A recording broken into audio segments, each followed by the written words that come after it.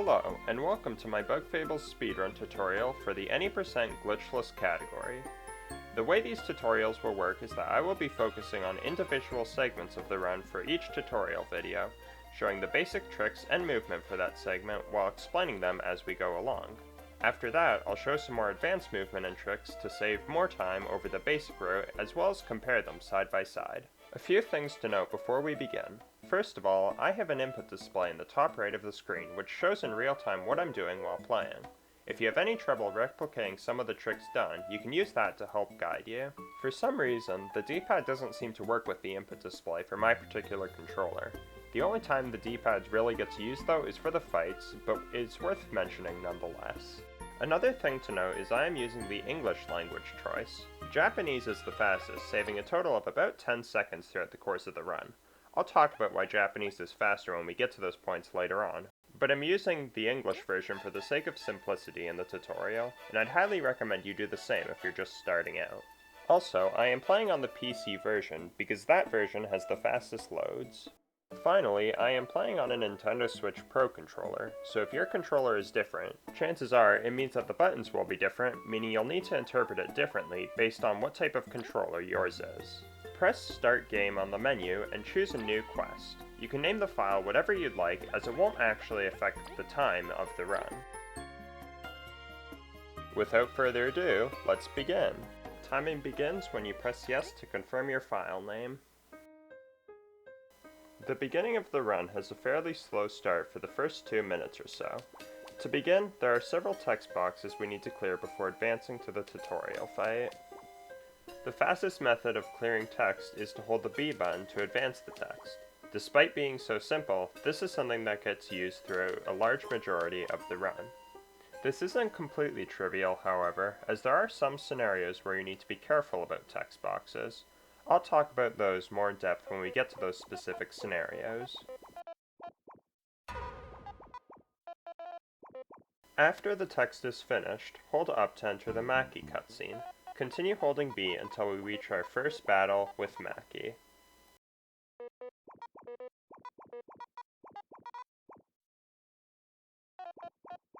The Maki Fight is more or less the tutorial fight. Kabu will ask if you'd like to review some battle tips. Mash B to say no, and then mash A to use V's attack. After the first turn, there will be more text. Hold B to advance it, mash A to block, and then hold B once again to advance the text that shows up after. Mash A on turn 2 to go through the attacks again. You can block Maki's attack if you'd like, but it's not necessary. Finally, on turn 3, attack with B on her turn, but on Kabu's turn, press right once to go to the items and use a crunchy leaf on B. We do this since not only is this animation faster than attacking, but we need to clear our inventory in Chapter 2.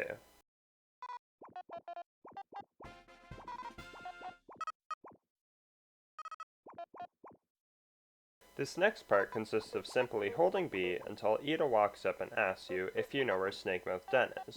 Mash A for this, then hold B and begin Chapter 1.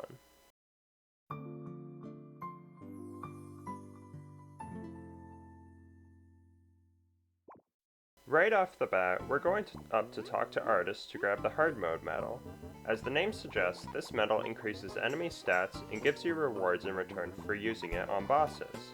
This medal is used on 2 fights later on in Chapter 2.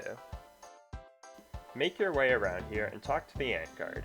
Hold B while mashing A to both advance the text fast, but also to select the first option that comes up quickly. This is the first room where we see overworld enemies. The idea is to make the most direct line towards the loading zone on the left, while also avoiding all the seedlings in the overworld. The directions these seedlings move is RNG, but if you take a path similar to the one I did here, you should be able to avoid these seedlings without trouble for the most part. In this room, you want to make sure that you have V up front and walk into the Chuck cutscene.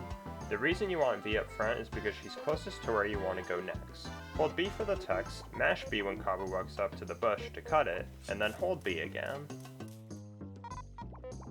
Chuck will give you 10 berries, which we'll use in Chapter 2. Put Kabu up front and cut this bush to get a honey drop. This honey drop will be used on the Chapter 1 boss fight. Cut these bushes to make your way through this area while being careful to avoid the seedling, which happens to be placed in a really annoying and awkward spot.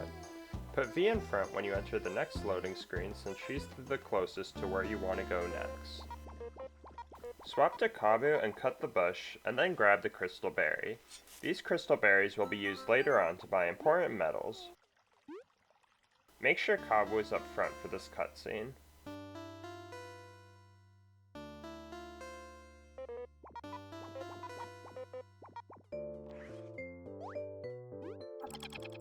Make your way over towards the bridge cutscene. Use V to throw the beamerang to hit the rope.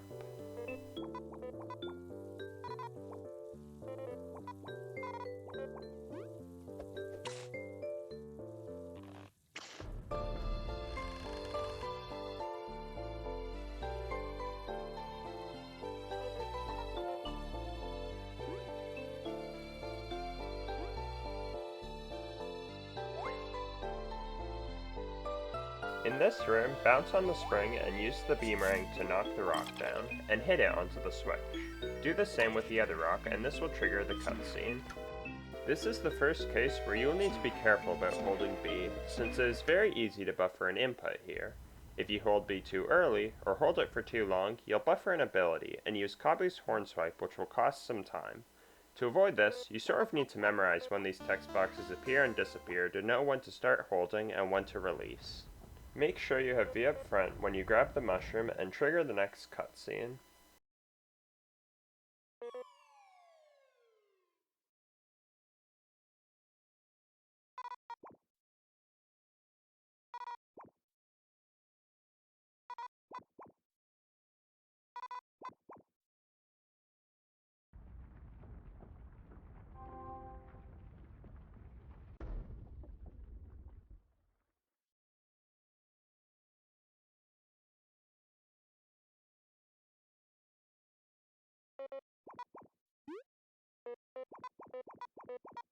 Once you gain control again, move to the left to encounter Leif trapped in the web.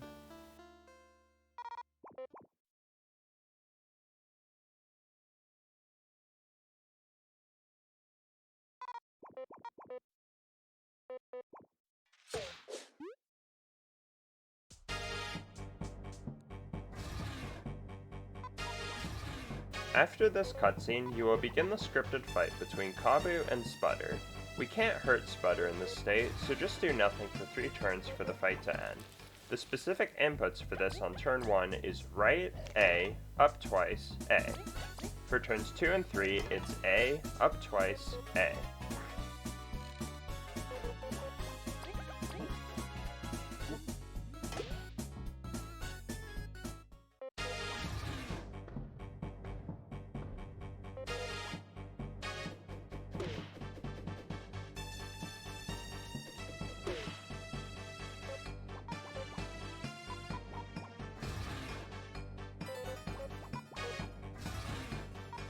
In the second Sputter fight, we still can't hurt Sputter, but we can hit the web to save Leif. The web has 9 HP.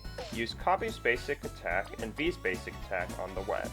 On turn 2, use Kabu's basic attack on the web, but fail it, and V's basic attack on the web to save Leif. The most important thing in this fight is being careful to not accidentally hit Sputter with V's attack, but it's pretty straightforward for the most part. And this is where the end of the Leif Rescue segment is. Compared to a lot of the other segments of the run, it's on the easier end in terms of movement. However, that doesn't mean that it can't be optimized. There are quite a numerous amount of strats you can add to your Leif Rescue splits to save even more time. I'll show these strats, and I'll also compare these advanced strats to their basic strat equivalent, so you can get a rough idea of how much the strats truly do save. The first major trick in the Leif Rescue segment happens when you enter Snakemouth Den near the bridge. Normally you're supposed to trigger the cutscene and throw the beamerang at the rope. However, if you do this fairly tight jump around this pole to land on the other side, you can actually skip this cutscene.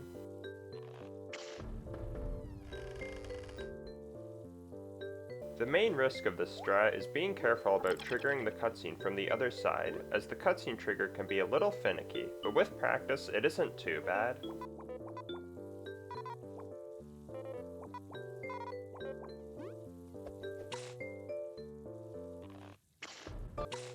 Another advanced strat takes place immediately after the cutscene skip and is known as the bridge jump. This has the same idea as the cutscene skip, except it doesn't save as much time and is actually harder since you need to land on a higher elevated platform.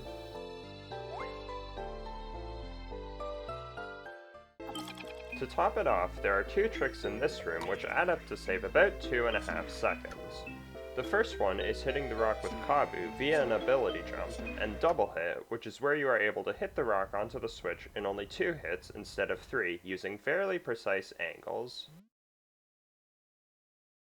And that just about wraps things up. If you have any additional questions, or feel like I missed something important out, be sure to leave them in the comments below, or join the Bug Fables speedrunning Discord, which I'll link in the description. If you like the tutorial and want to see more, be sure to leave a like and subscribe if you don't want to miss when the next one comes out. If you want to see full game runs of Bug Fables, be sure to follow me on Twitch. I stream almost every day, and am currently focusing on trying to lower the Glitchless world record while having some memorable moments along the way. A link to my Twitch channel will be in the description. That being said though, thank you guys so much for watching, and I'll see you in the next one.